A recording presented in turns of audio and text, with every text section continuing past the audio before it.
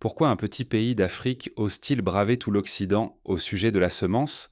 La question dérange, mais c'est bien ce qui se trame aujourd'hui au Burkina Faso. Tandis que l'agriculture américaine vit sa pire crise depuis plus d'un demi-siècle, un souffle de rébellion sourde traverse les terres africaines. Deux mondes s'affrontent, à l'ouest la dépendance s'aggrave, la monoculture industrielle dévore la diversité. Ici, au cœur du Sahel, un État choisit la rupture. Le Burkina Faso vient d'interdire toutes les semences hybrides étrangères. Ce geste radical secoue les marchés agricoles mondiaux et fait vaciller l'emprise des géants semenciers. À première vue, cette décision semble risquée, voire insensée. Pourtant, elle porte en elle une volonté de reconquête et un pari sur l'avenir.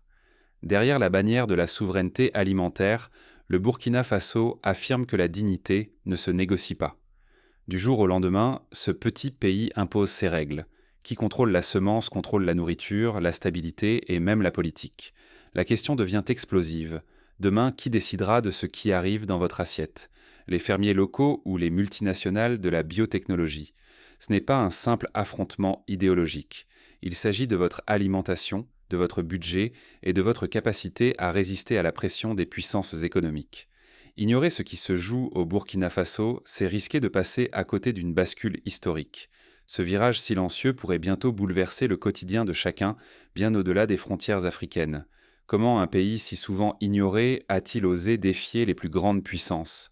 Pour le comprendre, il faut remonter à la genèse de cette révolte agricole. Pour saisir l'ampleur de ce mouvement, il faut remonter dans le temps et observer la trajectoire des semences sur le continent africain. L'Afrique, vaste et diverse, a toujours été le berceau d'une agriculture résiliente, adaptée à des climats extrêmes et ancrée dans des traditions millénaires. Les anciens cultivaient donc déjà des céréales résistantes, mil, sorgho, fonio, riz de vallée, arachide, niébé et bien d'autres. Comment l'Afrique, et tout particulièrement le Burkina Faso, s'est-elle retrouvée sous l'emprise des semences hybrides sur ses terres agricoles? Cette interrogation est capitale. Elle touche au cœur de la sécurité alimentaire du continent, à la souveraineté des familles rurales et à la dignité quotidienne de millions de personnes. Depuis plus de 3 décennies, les champs africains se couvrent principalement de variétés hybrides importées. Ces graines venues d'Europe et d'Amérique du Nord ont été vantées comme la solution miracle pour nourrir la population et moderniser l'agriculture. Mais derrière ces promesses, une réalité brutale s'est imposée: l'impossibilité de replanter d'une année sur l'autre. Les hybrides sont stériles ou perdent rapidement leur qualité, contraignant les agriculteurs à racheter chaque saison, souvent à des tarifs toujours plus élevés. Prenons l'exemple du maïs hybride introduit au Burkina Faso dans les années 90. Les brochures promettaient avant des récoltes 3 fois supérieures, mais dès la deuxième année, les paysans découvraient que la semence replantée donnait un rendement médiocre. Pour obtenir des épis de bonne taille, il fallait repasser à la caisse. Ce mécanisme est identique à celui observé dans la filière du coton, où les semences améliorées sont vendues chaque année par quelques groupes internationaux. Ce piège économique s'est refermé graduellement. À chaque campagne, la facture des semences grimpe. Au coût des graines s'ajoutent ceux des engrais, presque toujours importés, dont les prix augmentent plus vite que les revenus des familles rurales. Pour des millions de foyers, chaque récolte devient une course contre la faillite, alors que l'endettement ne cesse de croître. Pour illustrer cette spirale, imaginons une famille d'agriculteurs dans la région de Bobo-Dioulasso.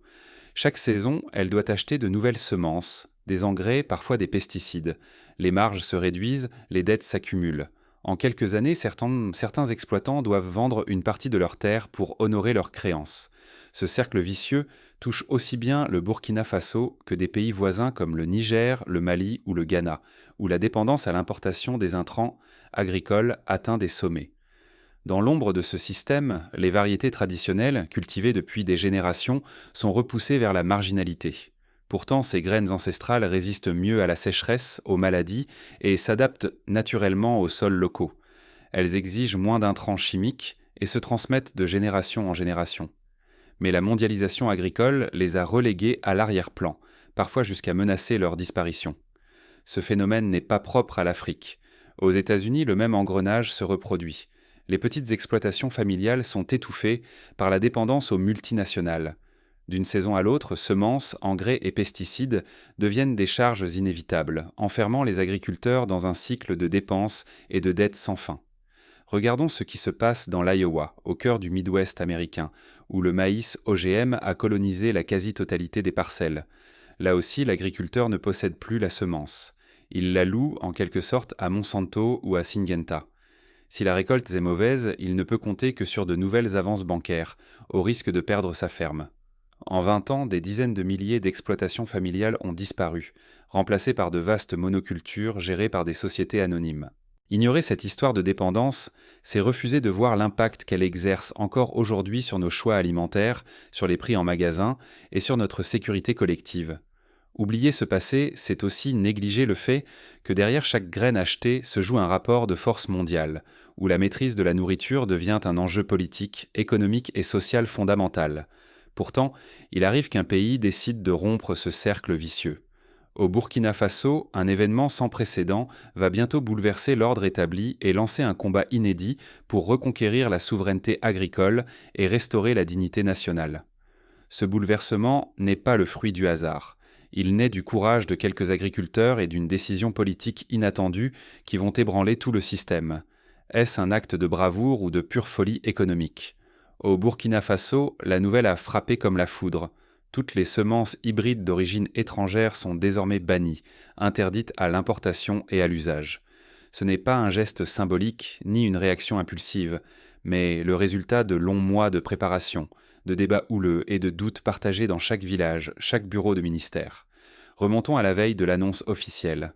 Dans la salle principale du ministère de l'Agriculture, à Ouagadougou, des représentants de coopératives paysannes, des chercheurs agronomes, des anciens et de jeunes militants discutent jusque tard dans la nuit. Les débats sont passionnés, certains redoutent l'effondrement des rendements, d'autres rappellent les réussites passées, quand le Burkina Faso était encore autosuffisant grâce à ses variétés traditionnelles. Prévoyant les répercussions, le gouvernement avait déjà lancé des essais à grande échelle sur des variétés locales, revitalisé des banques de semences ancestrales et multiplié les formations auprès des coopératives. Le pays n'a pas sauté dans le vide. Il veut prouver que sa souveraineté alimentaire peut renaître, semence après semence, loin des laboratoires occidentaux. Pour renforcer cette stratégie, le Burkina Faso a mobilisé des universités locales pour cartographier la diversité génétique de ses semences. Des chercheurs, en partenariat avec des anciens, ont parcouru des villages entiers pour collecter, classifier et préserver plus de 150 variétés indigènes de mil, maïs, pois bambara, haricots et arachides. Les réactions ne se sont pas fait attendre. Les géants de l'agro-industrie ont immédiatement menacé de retirer leur soutien, de geler les contrats, de détourner leurs investissements vers d'autres marchés. Les ambassades occidentales ont envoyé des avertissements parlant de possibles sanctions, de ruptures commerciales et d'un isolement sur la scène internationale. Dans les couloirs des grandes institutions mondiales, les lobbyistes dénoncent une décision suicidaire qui, selon eux, mènera à la famine, à la chute des rendements et à un chaos économique. À la télévision et dans les journaux européens, les éditorialistes oscillent entre une admiration prudente et une condamnation catégorique, incapables de trancher entre l'audace d'un peuple et le risque d'un effondrement total. Mais derrière chaque discours officiel perce une autre inquiétude. Et si ce choix du Burkina Faso était contagieux ? Si d'autres nations africaines, lassées de décennies de dépendance, décidaient trop de suivre cet exemple radical ? Les multinationales redoutent un effet domino, la remise en cause à l'échelle d'un continent de leurs brevets, de leurs contrats, de leurs profits. L'histoire offre de multiples exemples de révolutions silencieuses qui ont changé la face du monde. Pensons à l'Inde dans les années 70, lorsqu'un mouvement de paysans a imposé la sauvegarde du riz basmati traditionnel face à l'arrivée massive de semences américaines. Ou encore au Mexique, où les communautés autochtones ont résisté à l'introduction du maïs OGM, défendant jalousement leur maïs natif, symbole de leur identité. Le Burkina Faso avance sur une ligne de crête. S'il échoue, il risque un isolement brutal, la chute des rendements, la colère de ses partenaires et peut-être même la défiance de sa propre population. Mais si cela fonctionne, le pays pourrait devenir le laboratoire vivant d'un modèle agricole affranchi des chaînes occidentales, symbole d'un nouvel espoir pour tout le Sud global. Rien n'est assuré. Le destin du pays, son économie, mais aussi son identité, seront bouleversés par cette lutte. Chaque saison à venir sera une épreuve. Tout le continent observe, partagé entre anxiété et admiration, ce pari sans précédent. Mais la résistance ne se limite pas aux menaces publiques. Dans l'ombre, d'autres forces s'activent déjà pour faire échouer l'expérience burkinabé.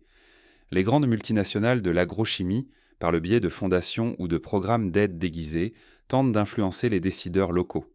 Elle propose de financer des projets d'irrigation, des bourses pour les étudiants en agriculture, mais à condition de revenir sur l'interdiction des semences hybrides. Il existe aussi une pression médiatique. Des articles de presse internationaux pointent du doigt la prise d'otage des populations rurales, accusant le gouvernement burkinabé de jouer avec la sécurité alimentaire de millions de personnes. Des rapports alarmistes circulent dans les chancelleries occidentales, prédisant une chute de 50% des récoltes et l'exode de milliers de familles vers les villes. Pourtant, sur le terrain, la réalité s'est plus nuancée. Plusieurs villages pilotes montrent des signes d'espoir. À Koumbia, par exemple, des petits producteurs ayant abandonné les hybrides témoignent d'une amélioration de la qualité des sols, d'une baisse des coûts de production et d'un regain de solidarité communautaire. Les rendements, bien que parfois inférieurs la première année, se stabilisent et la diversité alimentaire s'enrichit. Et si l'Afrique empruntait le même sentier ? Le geste du Burkina Faso agit comme une étincelle. Partout, l'effervescence gagne du terrain. Au Mali, au Niger, au Ghana, au Togo, en Tanzanie et bien au-delà, les débats d'ongles s'enflamment, sur les places des villages comme à la télévision.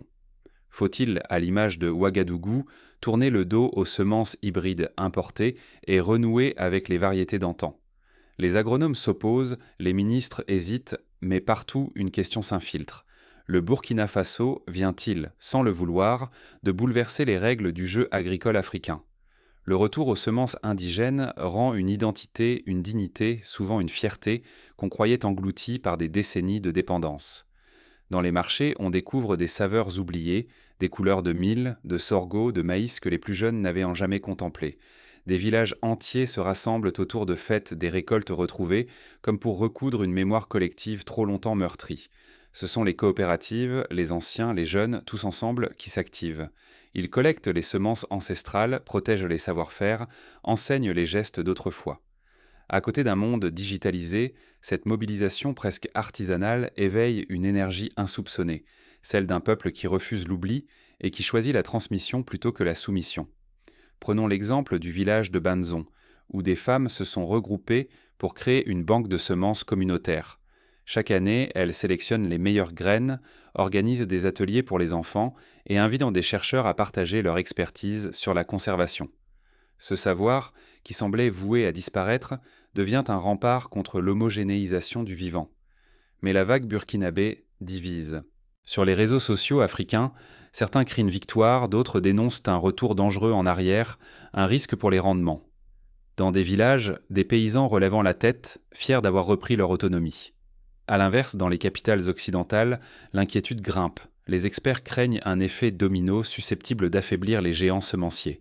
Les ambassadeurs, en coulisses, appellent à la raison et multiplient les pressions discrètes. Tout à coup, le débat franchit les frontières. En Europe, aux États-Unis, au Brésil, des agriculteurs observent la scène partagée entre admiration et doute. Car eux aussi, malgré la modernité de leurs machines et la puissance de leur agro-industrie, subissent des chaînes invisibles. Semences impossibles à ressemer, marges laminées, dettes qui s'accumulent. La dépendance change de visage, mais elle demeure partout. En France, dans la Beauce, région céréalière par excellence, des collectifs de semenciers paysans émergent pour défendre la liberté de ressemer. Ils s'inspirent de la démarche burkinabé pour réclamer le droit de cultiver des variétés anciennes, mieux adaptées aux sécheresses récentes et aux exigences écologiques. Face à cette contagion, deux scénarios se dessinent. Peut-être le monde agricole glissera-t-il vers plus de diversité, chaque région retrouvant sa spécificité. Peut-être, au contraire, le système se fragmentera et les géants de l'agro-industrie perdront des milliards et une influence qu'on croyait éternelle. Un vent d'incertitude souffle sur les bourses, les sièges des multinationales, les institutions internationales. Mais dans les campagnes, c'est l'espoir ou la peur qui domine. Et si pour la première fois, la nourriture échappait aux mains de quelques-uns ? Pourtant, la véritable révolution ne se chiffre pas. La leçon du Burkina Faso, c'est la force d'un peuple qui se réapproprie son destin, ses ressources, son droit de choisir ce qu'il sème et ce qu'il mange. Mais ce choix courageux n'est pas sans conséquences. Les regards du monde entier convergent, tiraillés entre admiration et méfiance. Jusqu'où ce mouvement peut-il aller et à quel prix ? Ce combat ne se limite pas à l'Afrique, il touche quiconque vit de la terre, sur tous les continents. L'histoire du Burkina Faso dévoile une vérité brûlante. Renouer avec les techniques agricoles ancestrales, perfectionnées au fil des siècles face à l'adversité, n'est pas un retour vers le passé, mais un bond vers demain. Quand un peuple brise le cercle de la dépendance, il retrouve ses propres variétés de semences, forgées par le climat, les sols et la culture locale. Ces graines, transmises de génération en génération, portent la mémoire, la force et l'espoir de tout un peuple. Reprendre la souveraineté alimentaire, c'est répondre à une question cruciale. Qui détient la semence, détient-il l'avenir ? Si l'agriculteur perd le droit de ressemer, il abandonne bien plus qu'un outil. Il cède sa liberté, sa résilience, sa capacité à faire face aux crises qui s'annoncent. Au Burkina, récupérer la maîtrise sur les semences revient à reprendre le contrôle de son destin. Les leçons dépassent les frontières africaines. En Occident aussi, malgré les machines et la chimie, les agriculteurs se retrouvent piégés. Dettes qui s'accumulent, diversité qui s'effondre, emprise croissante des géants semenciers. Nulle part un paysan n'est libre sans la diversité de ses semences et la maîtrise de ses outils. Sans cela, toutes les subventions du monde ne suffisent pas à garantir la sécurité alimentaire. Face à ces menaces globales, la solidarité entre peuples de la Terre devient vitale. Les sécheresses, les maladies, la pression des multinationales ne connaissent pas de frontières. Lorsque les communautés partagent leur savoir, leurs semences, leur résistance, elles construisent ensemble une digue contre l'uniformisation forcée. Au cœur de cette révolution silencieuse, il y a l'identité, la dignité retrouvée, la résilience renouvelée. Chaque paysan, chaque collectivité affirme haut et fort « La terre n'est pas un produit, mais un héritage vivant ». Protéger ses semences, c'est défendre ses racines, mais aussi le droit de rêver un autre futur.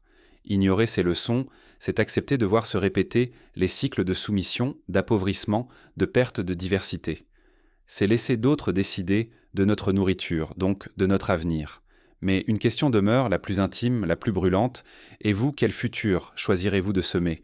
Serez-vous du côté du courage et de la solidarité ou laisserez-vous la résignation balayer vos champs ? Au Burkina Faso, ce choix n'est pas resté théorique. Il a bouleversé la vie quotidienne de milliers de familles. Découvrons comment cette décision s'est incarnée sur le terrain, dans les gestes et les espoirs des cultivateurs. Dans la commune de Yako, par exemple, la coopérative Les Mains Fertiles a multiplié par 2 le nombre de variétés de céréales cultivées depuis l'interdiction. Les femmes qui s'occupent des potagers communautaires racontent avoir retrouvé le goût des aubergines africaines, disparues depuis l'arrivée des semences hybrides. Les marchés regorgent à nouveau de couleurs et de saveurs.